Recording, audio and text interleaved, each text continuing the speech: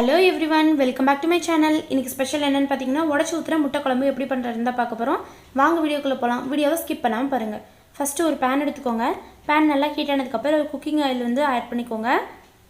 இப்போ இதல கடுகு கறிவேப்பிலை இது ரெண்டும் போட்டு நல்லா பொரிய விட்டுக்கோங்க. ஃப்ளேவர்க்காக தான் நம்ம இது சேக்குறோம். கொஞ்சமா சேர்த்தா போதும். அதே மாதிரி தான் ஃப்ளேவர்க்காக தான் பூண்டு நம்ம இதல ஆட் பண்றோம். அதுவும் நீங்க ஒரு 4-5 பல்லு பூண்டை வந்து பொடி பொடியா நறுக்கி எடுத்து ஆட் பண்ணிக்கோங்க. இப்போ இதல வெங்காயம் வந்து நான் ஒரு பெரிய வெங்காயத்தை பொடி பொடியா நறுக்கி எடுத்து ஆட் பண்ணிருக்கேன். நீங்க எந்த அளவு வந்து முட்டை எடுத்துக்கறீங்களோ அந்த அளவு அதுக்கு ஏத்த மாதிரி வெங்காயம், தக்காளி எல்லாமே ஆட் பண்ணிக்கோங்க. நான் 2 முட்டை எடுத்துர்க்கேன். அதுக்கு ஏத்த மாதிரி ஒரு பெரிய வெங்காயம், 3 தக்காளியை பொடி பொடியா நறுக்கி எடுத்து இப்ப ஆட் பண்ணிருக்கேன். இப்போ இது ரெண்டையும் நல்லா மைய வதங்கி வரணும். அந்த மாதிரி ஸ்டேஜுக்கு வரலும் நம்ம நல்லா குத்தி குத்தி விட்டு நல்லா வதக்கி விட்டுக்கிட்டே இருக்கணும். இப்போ இதில் வந்து உப்பு தேவையான அளவு ஆட் பண்ணிக்கோங்க. ஒருவேளை உங்களுக்கு உப்பு பத்தலை அப்படின்னா லாஸ்ட்டாக கூட ஆட் பண்ணிக்கலாம், ஒன்றும் பிரச்சனை இல்லை. நீங்கள் நிறைய ஆட் பண்ணிட்டீங்கன்னா அப்புறம் குழம்பு நல்லா இருக்காது, உப்பு கச்சி போயிடும். ஸோ வந்து பார்த்து கம்மியாக ஆட் பண்ணிக்கோங்க.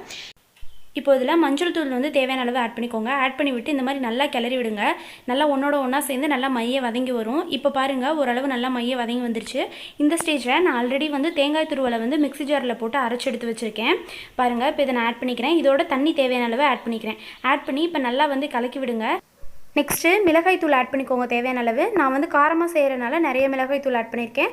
நீங்கள் வந்து உங்கள் காரத்துக்கு ஏற்ற மாதிரி மிளகாய் தூளோட அளவை கரைச்சிக்கிறதும் ஏற்றிக்கிறதும் அது உங்கள் இஷ்டம் தான். இப்போ நல்லா கிளறி விடுங்க. மிளகாய் தூள் வந்து முடிஞ்ச வரைக்கும் வீட்டிலேயே செஞ்ச மிளகாய் தூள் யூஸ் பண்ண ட்ரை பண்ணுங்கள். கடையிலலாம் வாங்காதீங்க, ஹோம்மேடாக இருக்கிறது ரொம்ப பெட்டர். இப்போ நான் வந்து இந்த மிளகாய் தூள் தான் எங்கள் வீட்டில் நாங்கள் புளிக்குழம்புக்கும் போடுவோம், சாம்பாருக்கும் போடுவோம், எல்லாத்துக்குமே போடுவோம். பாருங்கள் இப்போ குழம்பு நல்லா கொதிச்சு வந்துருச்சு. இந்த ஸ்டேஜில் கொத்தமல்லி இலை வந்து நான் கொஞ்சமாக ஆட் பண்ணியிருக்கேன். நீங்கள் நிறைய ஆட் பண்ணுறதுனால ஆட் பண்ணிக்கலாம். நான் சும்மா கொஞ்சமாக தான் வந்து ஆட் பண்ணியிருக்கேன், நிறையாலாம் ஆட் பண்ணலை. நல்லா கொதிச்சு வந்துருச்சு. இப்போ நான் வந்து இதில் முட்டையை உடச்சி ஊற்றிக்க போகிறேன். நான் வந்து 2 முட்டையை வந்து இப்போ இதிலேருந்து உடச்சி ஊற்றிக்க போகிறேன்.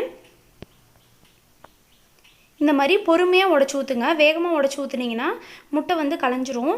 ஸோ வந்து பொறுமையாக உடச்சி ஊற்றுங்க. பெட்டர் நீங்கள் வந்து அடுப்பை இப்போ சிம்மில் வச்சுக்கிறது நல்லது. இந்த மாதிரி இப்போ 2 முட்டையும் உடச்சி ஊற்றியாச்சு. உடச்சி ஊற்றுனதுக்கப்புறம் கொஞ்சம் நேரம் அப்படியே வந்து விட்டுருங்க கிளறாமல்.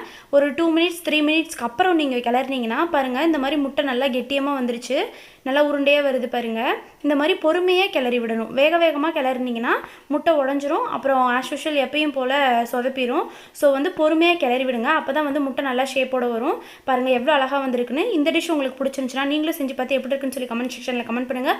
உங்களுக்கு இந்த வீடியோ பிடிச்சிருந்துச்சுன்னா லைக் பண்ணுங்கள், ஷேர் பண்ணுங்கள், சப்ஸ்கிரைப் பண்ணிக்கோங்க.